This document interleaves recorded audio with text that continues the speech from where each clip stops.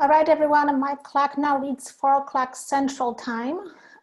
Good morning and good afternoon, wherever you are joining us from. Welcome to the Tree Fund webinar series. This is the 8th webinar this year for us. We have a couple more scheduled for this year, and we welcome you warmly. My name is Monica Ading, and I am Business Relations Manager at Tree Fund, and I would like to welcome you on behalf of Tree Fund and Auburn University.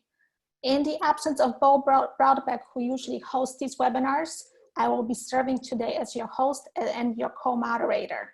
I would like to express our deep thanks to Auburn University and the Alabama Cooperative Extension Systems for hosting our webinars today and this whole year. We have a great presentation for you today. And before I turn it over to my co-moderator, Mr. Randy Miller, I have a few housekeeping items and reminders. So let me go to my checklist here so I don't forget. During this webinar, please submit your questions for our presenter in the Q&A box found at the bottom of your screen. At the end of the presentation, we will bring it to his attention.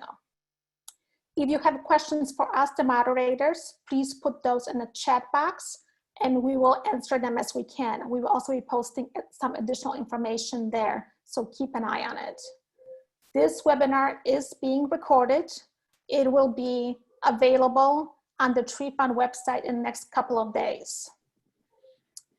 For those interested in CEU credits, this webinar was pre-approved by ISA and SAF for CEUs. We will submit CEU on your behalf to both ISN and SAF, and it will be based on the certification number you provided during registration, as well as attendance records from this webinar.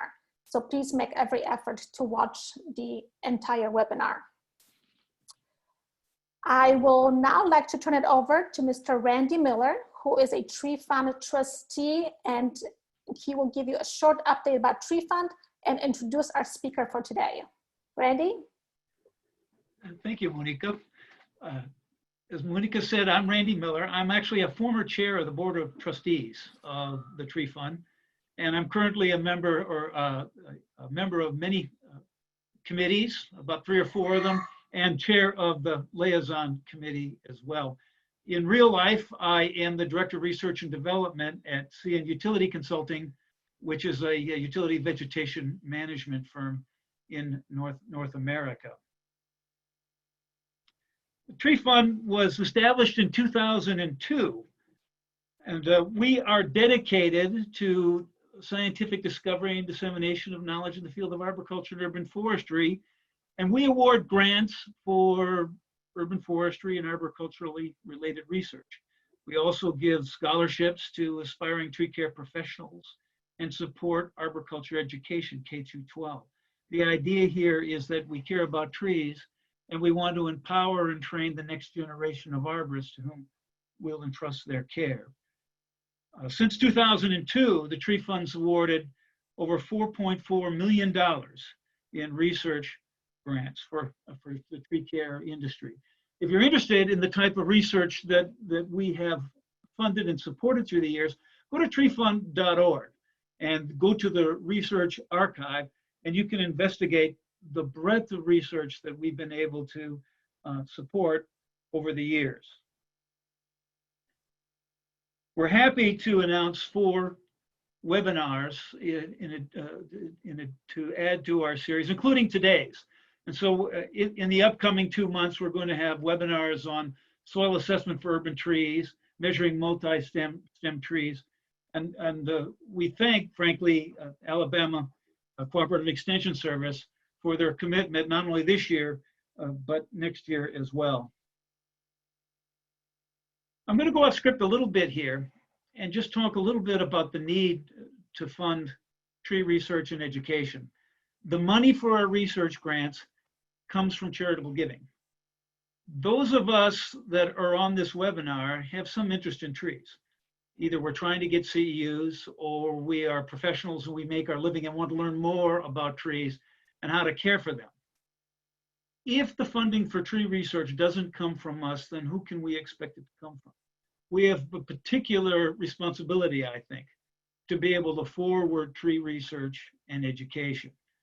And if we do contribute to tree research and education of the Tree Fund, we set an example for others so that it can become perhaps the go-to organization to advance tree care and urban forestry throughout the world. So right now we have about 600 people on this call. There are nearly 900 registered. If everybody donated $10, we'd be able to fund 2 scholarships. So think about it. Think about adding $10, because if you weren't doing this, you'd have to get your CEUs at a conference, which is now canceled. You think about taking time from work. You take time and money for registration, for the registration fees, for travel expenses and so forth. It costs a lot more than $10. So I urge everybody to go to treefund.org and contribute $10 toward the Tree Fund so you can advance our cause, particularly now in the age of COVID when fundraising has become difficult for us. So it's particularly important right now. So please consider donating $10 to the Tree Fund for this webinar so that we can advance our work and support tree research and education for urban forestry and arboriculture. So that brings us to our speaker today.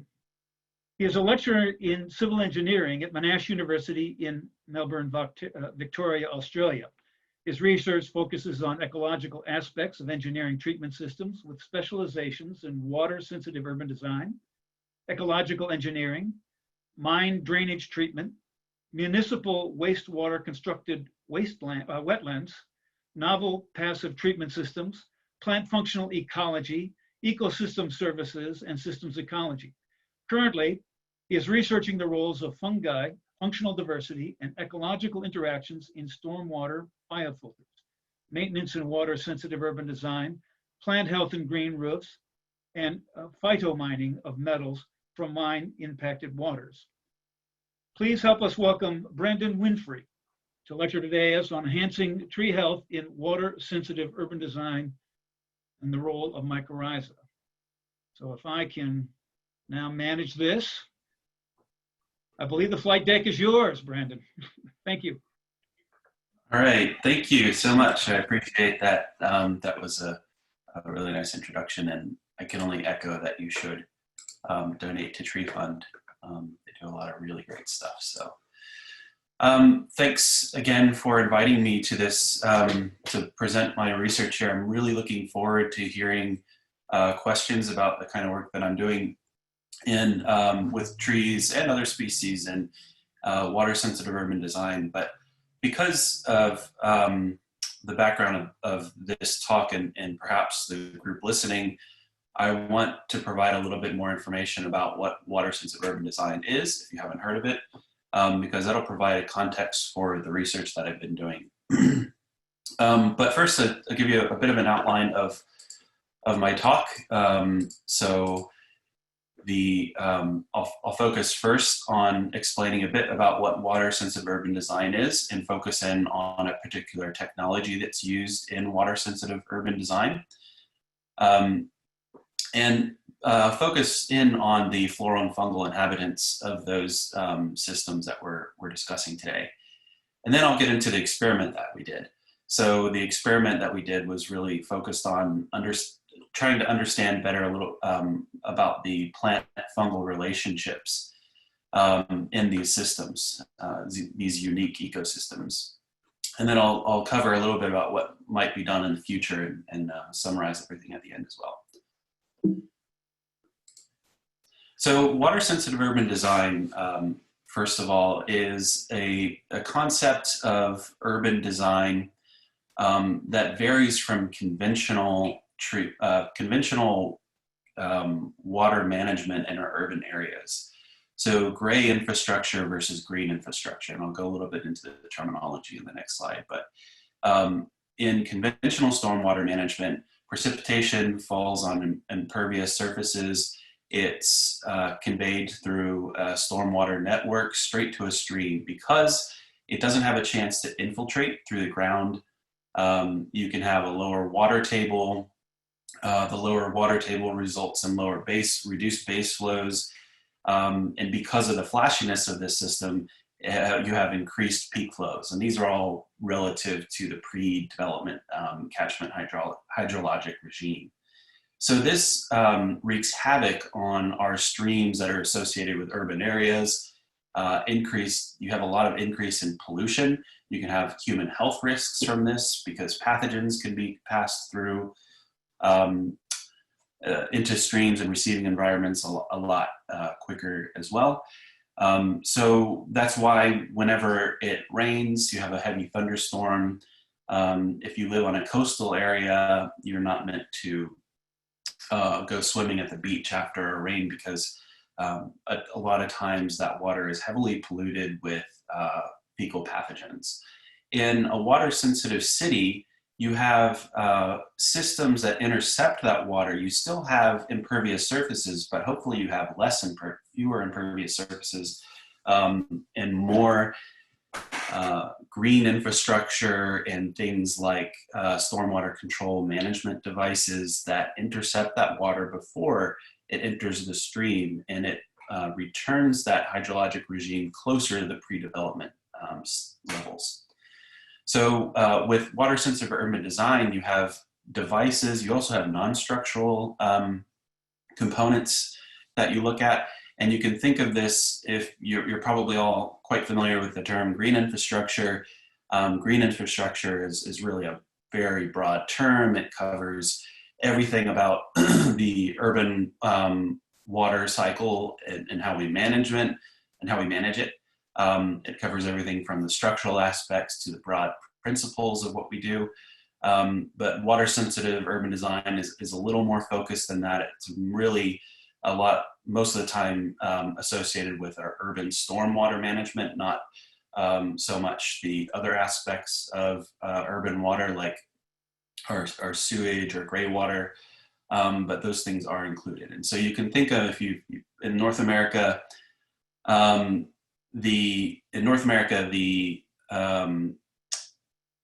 typical term for this is low impact design. But water-sensitive urban design is something that's used in Australia and New Zealand. We're going to focus on the little corner down here and talk just about specific BMP called biofilters. So biofilters, also often called bioretention systems. The only difference is really how the water is handled. In bioretention systems, you can think of them more like a sponge, and biofiltration systems slow down the water, but they filter the water. They don't necessarily hold on to it between rain events. A lot of you probably encountered bioretention ponds before for stormwater management, and those ponds retain that water between the storm events, whereas most biofilter systems are meant to infiltrate that water into the surrounding native soil, or collect it in an underdrain and convey that to the storm drain or to a harvesting system. We'll see an example of that later. So this diagram shows a typical design of a biofilter. And then I've just shared a photo over here of a street side biofilter, which is taking water just from a cutout in the curb. Biofilters work by filtering out pollutants in stormwater runoff. So all of the runoff that's falling on those impervious surfaces can be intercepted in these biofilters, fill them up, and filter through the filter media. The way that they actually handle pollutants is a lot to do with the vegetation in them.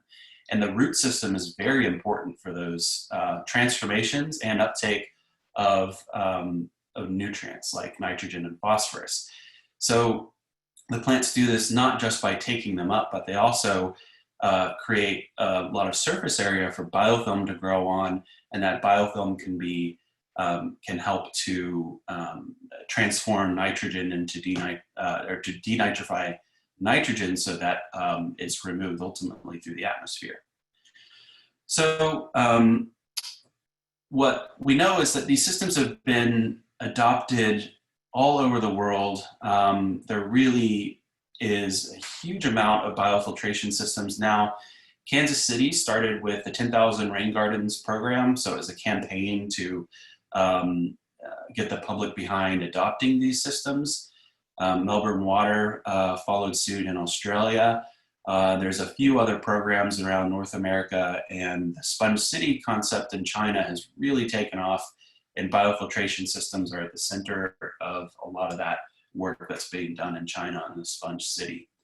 So biofilters are all over now. They're in most major cities, most smaller cities as well now, and they're installed because they're relatively easy to install, but we know that there's some issues with them, and that's part of what this is getting at. So I have to show some pictures of them because without seeing what they really look like, you don't really get a good feel for the immense diversity of the design of these systems. So before my position in Monash started, I worked at UCLA in Southern California and Los Angeles. And what I did was I looked at biofilter systems all over Southern California, and also did some work in Australia. Southern California systems are going to look very different to systems in other parts of the country and other parts of the world. And I just wanted to show some examples here. And because this is the Tree Fund seminar and Tree Fund webinar, I am trying to focus mostly on the ones that have trees in them. But in Southern California, it can be kind of difficult to support tree in these systems that are designed to dry out so much. And sometimes they're actually lined with an impermeable liner, so they don't want trees in some of these systems. But a lot of them do contain trees, like the one that's adjacent to this parking lot here. Another reason I want to show these photos, I'll keep scrolling through them, is you can get an idea of how difficult it might be for plants to survive in these systems. So in Southern California, where they get all of the rainfall in 3 months of the year, and only a handful of storms actually provide that rainfall, they have these really long dry periods, which these plants planted in sandy media can have a really hard time growing in, particularly these herbaceous species. So you might recognize this brown line here. It's actually a purple line because in California they do use recycled water to irrigate, particularly in Orange County. So they irrigate these systems, so they are meant to take on runoff, but they actually also irrigate the plants to keep them alive. And it's just, again, I want to show you the diversity of the design here. Some of them have plants all throughout the ponding zone of these systems, and some of them just have a big depression where they allow a lot of storage for an incoming rainfall.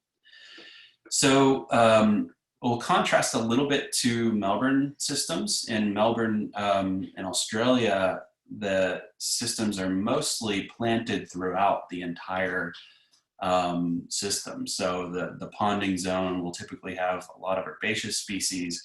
There's a lot of use of trees in these systems, but a lot of times those are specifically designed systems that incorporate trees for a specific purpose. In most cases, they're street trees. So another unique system in Melbourne is this one in the Edinburgh Gardens Park.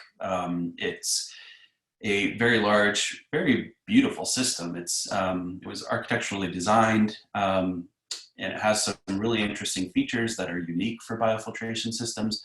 But I wanted to point this out as this is a main feature of this park, and it's actually used to harvest stormwater. So this particular biofilter is lined on the bottom. It doesn't allow for infiltration into the surrounding soils. The point of this biofilter is to collect and treat stormwater runoff so it can be harvested in a large underground tank. And that harvested water is used to irrigate the sports ovals in this park. And the water that's collected here provides about half of all the water that's used on this park. And it's irrigating footy fields. Footy is Australian rules football. So it's kind of a mix between rugby and football. And the football fields, the footy fields are huge. They're much bigger than, I think they're about the size of a soccer field. And wanted to certainly cover some of these street tree biofilters. So in the three bottom photos are taken in Melbourne, and then this top one in the top right was taken in Nashville, Tennessee. A little bit different design to the other ones, but you can see they all have quite a varied design. When a tree is incorporated as a central feature of these systems, they do tend to have a bit different plant community composition. A lot of times they have one species that accompanies that tree, and Melbourne has done a lot to try to support these street tree biofilters because there's not a lot of space to implement things, stormwater management. So it's when you can have a tree and a stormwater management device, those are always a great win for the councils. So most of the research in the past on biofiltration has focused on the design and how the design can enhance performance of these systems. The performance, when we talk about the services that they provide and why we build these things, this performance is really about the hydraulic performance, slowing down that runoff so it doesn't go straight into the receiving stream, removing nutrients like nitrogen or phosphorus from the urban runoff, heavy metals and suspended solids. Pathogen removal is a really important part of our service that these things provide. It's a really important function of the biofilter. And what most of the research has been focused on is how different design aspects, particularly the filter media, so the actual growth substrate that we add to these systems, can enhance this performance. They've also looked at plant selection, so they know from a lot of different studies that plant species choice makes a huge difference in the performance. But that's something I'll touch on a little bit here, is that's true for studies done in the lab. We don't have a lot of good information about whether plant selection makes any difference in the field. And so it's really important that we get out into the field to do some of these studies. So some other focuses of the research that's been done are on watershed scale effects. So if you do put a ton of biofilters in a catchment, does it actually make a difference to the stream water quality or the hydrologic regime of that urban catchment? And recently people have been looking at, including me, at the ecological aspects of these systems and the ecosystem services that they provide. What I'm really looking forward to doing is investigating more of these ecological interactions. So when you have two plants together, do they complement each other or do they compete against each other? Do they facilitate processes that you want? These things are really untouched in biofiltration, though there's a huge basis for why this might make a big difference in the function of these systems based on what we know from the huge breadth of ecological research that's been done in natural ecosystems. And how these plants interact with the substrate that they're growing in is also a really interesting problem, because the substrate is so different to what these plants would be growing in their native habitats. So the soil that we typically use in, I should put soil in quotation marks because this growth substrate is an engineered filter media. It's typically a fine washed sand in Melbourne, and everywhere else it's just it's totally different. So it's everywhere you are will have different guidelines for the type of filter media you use in these biofiltration systems. Why this is important about the plants is that the plants really drive a lot of the functions of these biofilters. A biofilter has to have plants to be a biofilter. That's the bio part of the name, obviously. And these plants really drive this uptake of nutrients. They can directly take up nutrients in the dissolved water that's filtering through the substrate. But they can also facilitate nutrient transformations through creating zones of anoxic, anoxic conditions just right around the root and what's called the rhizosphere. What's happening in the rhizosphere, we know, is really important for how nutrients are processed in these systems. So this is really important, particularly for nitrogen removal. And when you're living in a coastal area, nitrogen removal is really important, particularly if you're discharging stormwater into a bay. And depending on the characteristics of that bay, it might be very shallow, and other types of estuaries where it's really important to remove as much nitrogen as possible so you can prevent things like eutrophication in these estuaries. Phosphorus is really important for inland systems as well. So lakes with exceeding phosphorus loads can also be susceptible to eutrophication. So we want to make sure that our systems are optimized for phosphorus and nitrogen removal. And we know that the plants play a large role in this, but when the plants die, because these systems, like I said before, typically a very sandy media, that sandy media has a hard time holding on to the water.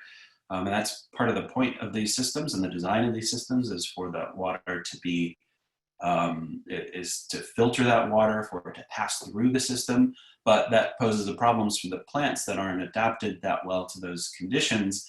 And you can have roots dying, leaching nutrients. They're also less ready to take up water once the dry period ends. So we know that drought stress can be a really big problem for pollutant removal. It's also a really big problem for amenity. When you have brown plants, people are often are less frequently happy. Trees are a big part of this because they need a lot of help in the establishment phase. So when trees are highly stressed in these systems, when they haven't been able to put roots down lower to access more water beyond the filter media, then we know they're going to need a lot more help accessing water within the filter media. So this is why we want to talk a bit about a type of fungus that kind of helps plants out in natural ecosystems. So just in case you don't know what mycorrhizae are, just go briefly into defining mycorrhizae. Mycorrhizae are a type of fungi that typically grow mutually symbiotic with plants. They infect the root, like you can see in this animation. They will infect certain plant cells with arbuscules and vesicles, one type of mycorrhizae will. And then on the outside of the plant, they have hyphae. And so that's what's being shown in the animation right now, is these long fungal structures which create an enormous network in the soil that can access parts of the soil which the plant root can't. So this little diagram here shows an example of that, where a fine root might penetrate into a certain area of soil but it can't access some of these the water, soil-bound water, that if it can't get into those small crevices where hyphae can. So the red here is showing the hyphae, which is infecting the plant root, that can actually access some of that soil water, which the plant cannot.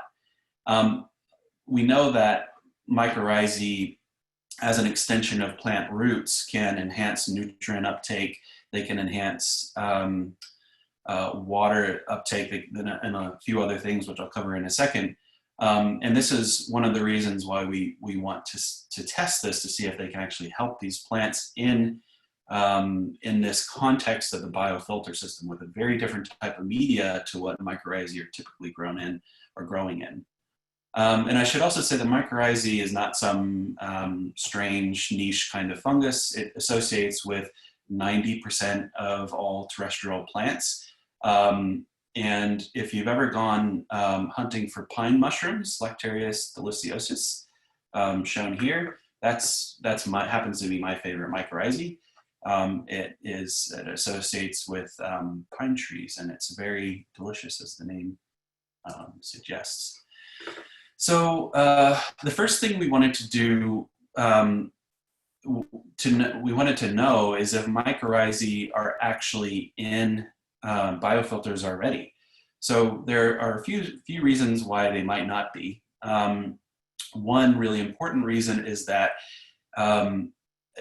plants in biofilters are already receiving much more water than they normally would during a regular rainfall period, because they're taking water from the catchment and going into that biofilter system.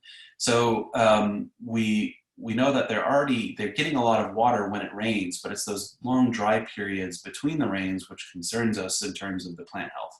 But they also are receiving a lot more nutrients than they otherwise would, because they're receiving that runoff. So there's there has to be some benefit to the plant to associate with the mycorrhizae. Otherwise, the mycorrhizae is just infecting the plant and taking nutrients from it, or I should say carbohydrates from it.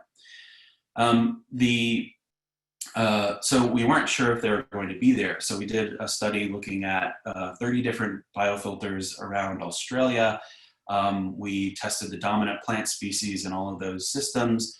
And we found that there are mycorrhizae. It's just not very prevalent. So they're just, mycorrhizae were in most cities, but they weren't in a lot of plants that we expected to see them in, yet we did see them. So we thought that perhaps they might benefit from inoculation, which is the next part of the experiment, which I'll cover after this. But we also did a bit of a literature review to look at, well, if you were to add mycorrhizal inoculants to these systems, what would it do in the biofilter? So you don't want to go to all this trouble in case there isn't really any benefit to this.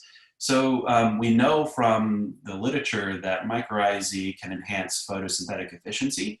It can enhance the ecosystem processes like supporting plant biodiversity, particularly native mycorrhizae and native plant species.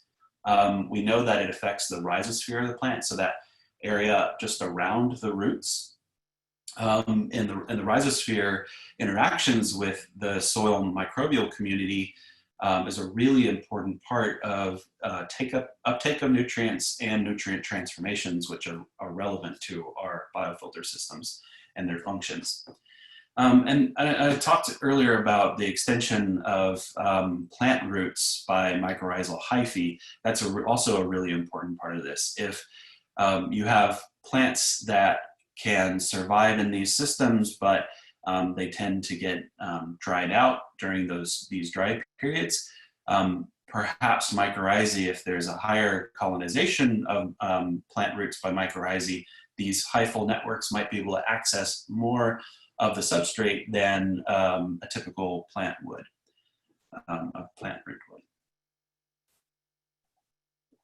So when we're talking specifically about the role of mycorrhizae in biofilters and the functions that they might enhance, we wanted to focus mostly on pollutant removal and amenity. And when we talk about amenity, we're talking about this in terms of just the greenness of the plant mostly. So there's a lot of research and information, like there's a lot of things that we didn't consider when we were talking about amenity, because amenity is very much a social definition, and we're just talking about kind of the greenness of the plant, which is typically what people like to see. So we wanted to know if mycorrhizal inoculation would enhance things like nitrogen, phosphorus, and metal removal, and whether or not it also increases water uptake. And we also wanted to see if it enhanced stress tolerance by the plants. We're looking at that stress through photosynthetic efficiency. We're also interested in biodiversity. We didn't address that in this study, but that's something we hope to do in the future. So I'll get to the experiment now. We had two phases where we wanted to identify an inoculant that we could use in our study, and then test that inoculant on a number of biofilters plant species. So the first aspect of this is identifying what type of inoculant. It's not quite as straightforward as just adding some soil from an existing system into a sterilized filter media columns.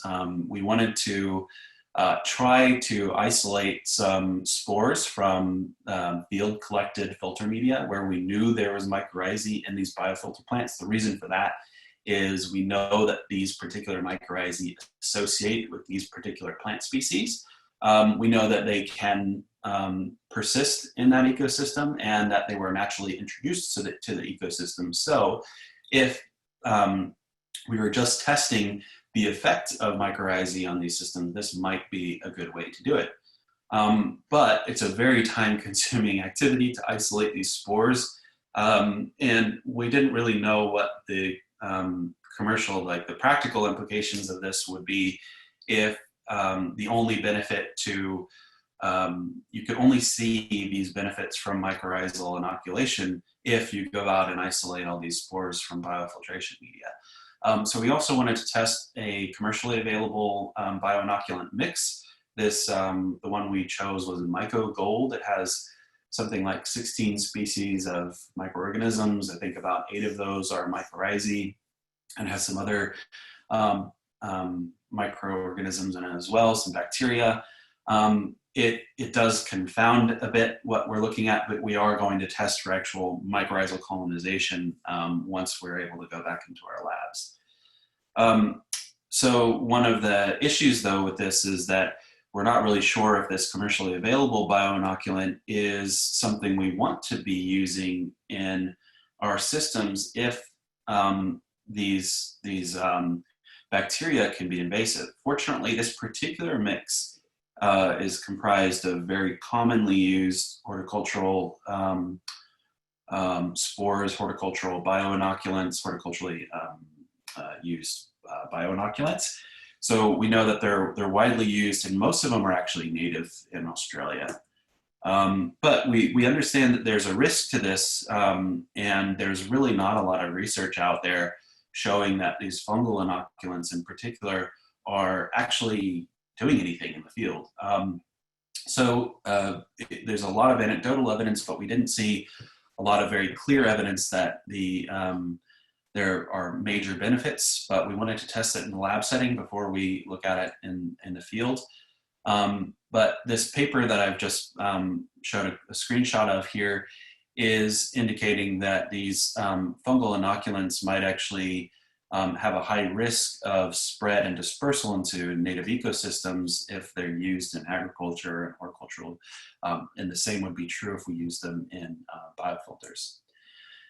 So our first trial was really focused on evaluating the effectiveness of inoculation using these 2 different strategies, the ones isolated from the fields, T2, and the commercially available system. So we tested this on 3, first of all, herbaceous species, and we actually tried, so we had to grow all of these from seeds, and we had 2 tree species growing, Melaleuca ericofolia, which the next part of the experiment focuses on, and Leptospermum continentale. We were unsuccessful with the Leptospermum, but Melaleuca we did end up getting terminated. It just took longer than we had for this inoculation trial. So the first trial was just, can we actually inoculate these plants? Some of these plants don't really associate that well with mycorrhizae, so we want to know what the success of that is. Excuse me. Melaleuca does associate with mycorrhizae very commonly, so we knew that if it likely have a high chance of being colonized if these other less likely to be mycorrhizal species were colonized. We did see some colonization even in Carex, which is in the Carex is Carex oppressa. That's in the true sedge family, and sedges are often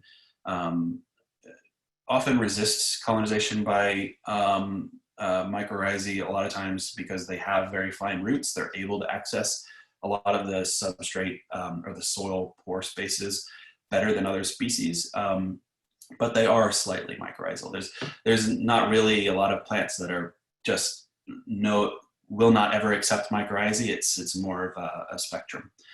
But we did notice that T1 had a bit better colonization, so that's the commercially available one of more species. So Phacenia was highly colonized by these fungal structures, these mycorrhizal structures, for both of the treatments, and Juncus was colonized by the commercially available one early on. We also looked at what that does to their biomass. So this was really important for our question about amenity and their growth. These are plants that were not stressed. So these are just, how does this help them establish in when they're taken care of, when they're irrigated?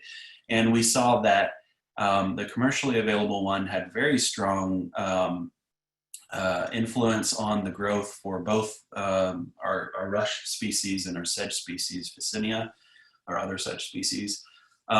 We saw that both the above ground and below ground biomass were increased when we inoculated with the commercially available bioinoculant. So we decided to use this bioinoculant for the next stage, where we're looking at the actual effect of this inoculant on biofilter plant performance. So this, I know this is a very busy slide, but I'll try to get through it pretty quickly. So we had 60 columns, we had 10 replicates of our 6 treatments. Our 6 treatments were 3 different plant species, which I'll cover on the next slide, and then 2 treatments of inoculation, inoculated and non-inoculated. So we did this in sterilized filter media substrate, and we added the inoculant as suggested on the packet, and we added that as the plants were, after we planted them into these columns. And so these columns are meant to represent a real biofilter in that they have the correct depth of the layers. So the thickness of these layers is the same as what they would be in the field. We were really just interested in the effect of mycorrhizae in improving pollutant removal. So we actually made our layers a bit smaller than what they normally would be, or a little bit shallower than they normally would be in the field, because the filter media is actually really important for nutrient removal. And we thought that if we made them too good, then we wouldn't be able to tell any difference between the different treatments. So we made them a slightly smaller so that we could hopefully find some significant differences in the pollutant removal one, and I'll show that in a little bit. And we're interested in how inoculation affects the success of these plants, both for pollutant removal and their health after dry periods. So we actually challenged these plants through 2 different dry periods. The first one for 2 weeks, the second one for 6 weeks, which hindsight is 2020. That was a mistake. They all died after 6 weeks. As you can imagine, in a sandy soil, and these are actually 6-inch columns. So these are just PVC pipes upended with a cap on the end and a drain at one end. And so these 6-inch columns dried out pretty quickly, and the 6 weeks during the Australian summer in the greenhouse was just a bit too much. Some of them were still holding on at the end, but most of them were not doing so great. So the 3 plant species that we selected were Phacinia nodosa, which is called knobby club rush, Melaleuca ericofolia. This is a tea tree, very common in Australia, and all of these plants are very common in stormwater biofilters. And then a typical non-mycorrhizal plant, Caryxopressa. And Caryxopressa is one of the high-performing plants in biofiltration systems. It does very well with removing nutrients, and it survives in these systems really well too. Phacinia is another one that does pretty well, but it is mycorrhizal, and we wanted to see if there was any enhancement. And Melaleuca, we're particularly interested in Melaleuca as a tree species because we wanted to see if this, while it's in its establishment phase, in this, in the period where it's really can be very stressed due to availability of water and the root system not being quite established yet, whether or not inoculating actually helped those Melaleuca to grow better and to be less stressed during our dry periods. So just to cover our experiment in a little bit more detail, we dosed these systems twice a week with a typical volume of water that they would receive in the environment. So as I said earlier, these systems usually intercept water that's falling on the catchment, the impervious catchment. So what happens is that the water falls in the catchment and it flows into these biofilters, and typically that ratio is about 2% of the catchment area. So we are adding this volume of water, which is equivalent to about 50 times the area of rainfall onto the biofilter column. And you can also see some of our target concentrations here. It is elevated in nitrogen and phosphorus as well as a few metals. The video you saw was our undergraduate researcher watering the columns. We do 2 passes twice a week. In the interest of time, I'll try to get through these pretty quickly, the setup of the experiment, and get to the results. But just quickly, we analyzed these water quality samples for our nutrients, nitrogen and phosphorus, and the different forms of that. We did this before and after the 2-week dry period, and also before and after the 6-week dry period. But I'm not showing the 6-week dry period results here because the plants were quite dead after that 6-week dry period. We didn't see mycorrhizal inoculation enhancing the stress tolerance of those plants to the point where they could survive those extreme conditions. The other thing we measured was photosynthetic efficiency. The reason that this picture it's a purposefully bad picture because we needed to collect this photosynthetic efficiency measurement at pre-dawn. So probably a lot of you know about this. Photosynthetic efficiency is a measure of the ratio of the fluorescence of the leaf to its maximum fluorescence. And this is done typically at pre-dawn to ensure that your plants are dark adapted, and you want that to ensure that you have captured that maximum fluorescence when you take the measurements. We also measured the stem heights periodically, but we didn't see a lot of too clear trends in that. At the final part of this, or actually after the 2-week dry period, we sampled half of our columns. So we took our replicate number down to 5. We sampled 5 of those replicates destructively, and that means we collected and dried the root biomass and the above ground biomass. Again, we have some restrictions in our lab, so we haven't been able to be back in the lab to actually finalize those data. So that's what when you see TBD, that's because we actually need more time to collect those data in the lab. We also collected filter media and root samples for DNA extraction. We want to do some metagenomic analysis on the roots and the filter media they're growing in to see if inoculation enhances the kinds of functional genes that we want in these systems to improve nutrient removal. We did the same thing. We did the same thing for the remaining columns after the 6-week dry period as well. So we wanted to, so here are the water quality results, I should say. After that 2-week dry period, I'll just explain this figure in a little bit more detail. The circles are the control, so no inoculant added, and the squares are the dark squares are with inoculant added. So anytime you see a bar with 2 stars or a star, that means there was a significant difference between the control and treatment. We did see that for Phacenia in particular, we had a higher removal of nitrogen and phosphorus. And this was before the dry period for nitrogen, and for both nitrogen and phosphorus, you had an improvement in removal after the dry period.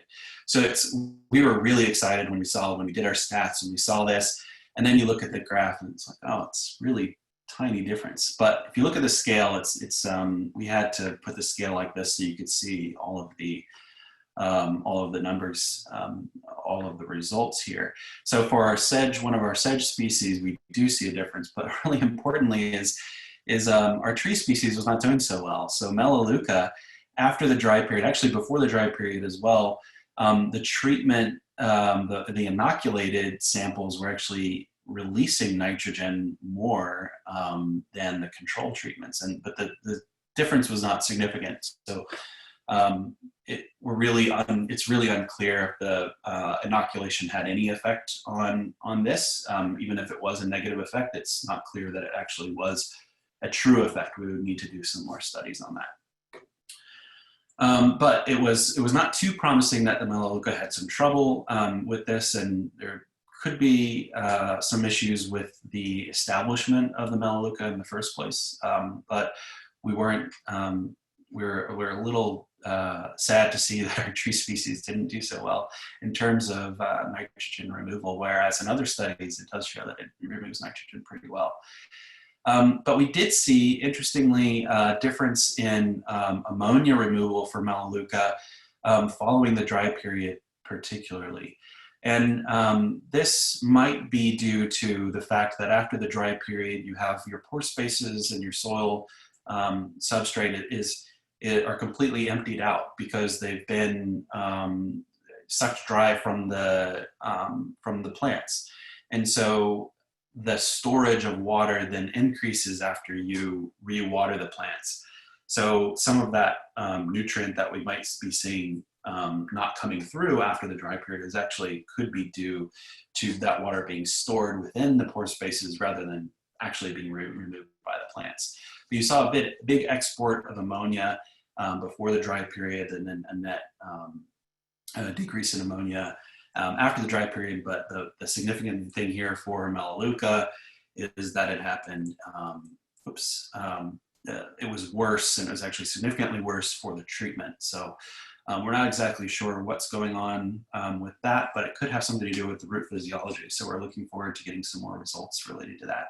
Phacenia tended to do better, and it continued to do better in these different, with oxidized nitrogen species as well. So it is promising that some of our species have been successful. So we also wanted to look at the plant stress. So the plant stress is we estimated using this photosynthetic efficiency, this FV/FM ratio.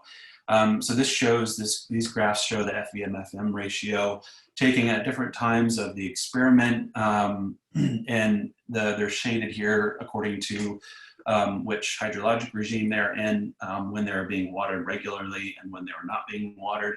We saw a decrease in all of them after the first dry period, and then this huge cliff after the second dry period started was because they were just too dry and they all died. The Phacenia still did hold on to a few plants were doing okay. The interesting thing here is we don't see a significant difference between, for the tree species, between the control and treatments, but there is a fairly sizable nominal difference. That there's about twice, 2 times higher FV/FM, which is the efficiency of photosynthesis of this Melaleuca, is about twice what it is in the control. So this might be something that we look at in the future with more replicates to see if we can really understand if that's actually a significant difference. But it's really important for to determine if these tree species are being enhanced by this bioinoculant, and this is one way we could do it. We also really want to look at some other stress tolerance indicators like transpiration, even just by weighing the columns and looking at the difference in weight, or looking at leaf water potential, which is something that we might be doing. So in terms of our questions that we asked about how do the mycorrhizae impact biofilters, pollutant removal is a really important part of that. We did see that there was an enhancement of nitrogen and phosphorus removal, at least for Phacenia. We haven't looked at metals yet, so those results are to be determined. We haven't looked at water uptake. And although we did see some nominal differences to plant stress, for the most part, there wasn't really much difference to plants' tolerance to stress. But we do want to look at some other indicators. And we didn't look at biodiversity here, but that's something we would like to do in the field. So I've talked about this throughout the rest of the experiment, but this is some of the things we have on the burner right now, looking to complete once we get back in the lab after the shutdown ends. So here in Victoria, we've implemented another shutdown. In the future, we'd like to test all of these different aspects. The timing and frequency of this application of bioinoculants would be really important, as well as looking at different species would be really important. We're also hoping to look at different water-sensitive urban design substrates like green roof media and green walls, and look at whether or not, if we can actually test this in the field, if these bioinoculants aren't invasive and they're not dispersing far and wide, and they can persist in the field, then we want to test that in the field. and see if we do see any effects. And then we also want to look at some of its effects on other functions like the biodiversity and some amenity factors. So just to wrap everything up, we know that mycorrhizae exist in biofilters. They're not that prevalent. They might need a bit of a kickstart. So we added these bioinoculants, but we want to caution that bioinoculants are not a cure-all, and they could be invasive, so it could be something that you want to use with caution. We did find that the commercially available bioinoculant did result in better growth for our herbaceous species, and really the tree species and the non-mycorrhizal sedge were really not that much affected by bioinoculants. We have some more work to see why that might be, and to actually look at the effectiveness of the inoculation by measuring mycorrhizal colonization. We did see very promisingly that water quality was improved in inoculated Phacinia nodosa, a very common biofilter species. And generally, we need to come up with some better indicators for plant stress tolerance. So we've made some progress. We hope to leverage this knowledge that we've gained from these experiments into looking broader at other types of bioinoculants, certainly more tree species, as well as some other common herbaceous species and water-sensitive urban design. So I just finished with acknowledging, of course I didn't do all of this. I didn't do a lot of it. UC Palacios is a research fellow working with me. She did a lot of this work. Victor was the guy watering the plants there. Richard has helped a lot in the setup. Catherine and Louisa have also helped quite a bit in the lab processing these samples. So that's it from me. I also want to acknowledge the Tree Fund, because they funded a lot of this research, and we couldn't have done that without the help from the Jack Kimmel International Grant Program, which was very helpful in getting this done. So that's it. Thank you. Great. Thank you, Brandon. We have a few minutes for questions here, and as usual, we have far more questions than we have time to address, I'm afraid. But there was a bunch of questions about pollution. What happens to the accumulate of pollution, either in the plants or actually in the filtration system itself? That's a great question. So a lot of the filter being the key word here, the filtration of the filtration of pollutants a lot of times happens in the top layers. So that people actually suggest that that you go in and scrape the top layer of the filter media every few years. But plants can be accumulating the pollutants that are taken up, and that's why a lot of times people actually harvest plants, especially in herbaceous-based systems. With trees, it's the normal life cycle of the tree, and there actually is a lot to be learned about the litter fall, the carbon dynamics, the whole cycle of litter fall in these systems and treed systems. But I've done a column experiment on harvesting plant biomass, herbaceous species, and we see that you remove a lot of the biomass and that can actually enhance phosphorus removal. Nitrogen removal is mostly through a transformation of nitrogen from dissolved nitrate into nitrogen gas. So it's a permanent removal of that nitrogen, whereas phosphorus is typically bound to soil filter media. Wow, great. How about salt? Did you do any research on plants' ability to take up salt? Yeah, not too much. We actually do see that salt-tolerant plants are better at nitrogen removal. But in terms of removing salt, there's a lot of work done in cold climate biofiltration. So, these rain gardens biofilters that are situated in cold climates, northern or far southern latitudes, we do see that they can tolerate salts, but removing salt there's not really much you can do there. Yeah. So road salts are a big issue for these. Yeah. Great. I think we're about out of time, but there are a whole series of questions, and Dr. Winfrey, if you'd take a look at those and respond to the people that asked you questions, that would be great. And, yeah, be happy to. Just a logistical thing, how would you, I'm happy if anybody wants to email me at this email, that'd probably be the best way for me, and I'd be more than happy to answer your questions that way. Is that okay? That'll work. That is fine. We will, the people who have submitted their questions in the Q&A box, so we will have a record of those. We can send it to you as well. Oh, that's so, perfect, actually. Okay. So we can have that and forward it on to the people who asked. Dr. Winfrey, I want to thank you so much for a very interesting talk. We would love to have you back when you finish your research, when you can go back to the lab. So if you will join us, we'll be very happy to have you again. This was really interesting, and I want to thank everyone who donated during our webinar. Your donations is what makes these webinars come alive and for us to be able to bring them to you. Randy, do you have anything to add for us? No, just thank you. This was excellent. Oh boy, that's awful. I'm turning that off. just thank you. And every single one of these webinars that I have attended has just been fabulous, and I'm happy to be part of this great series. And thanks again to.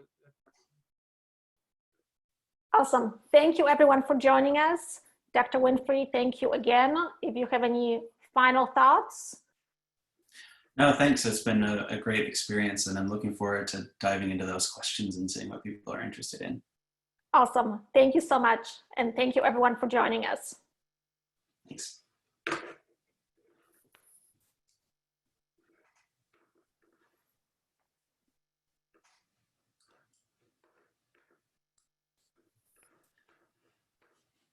Okay, so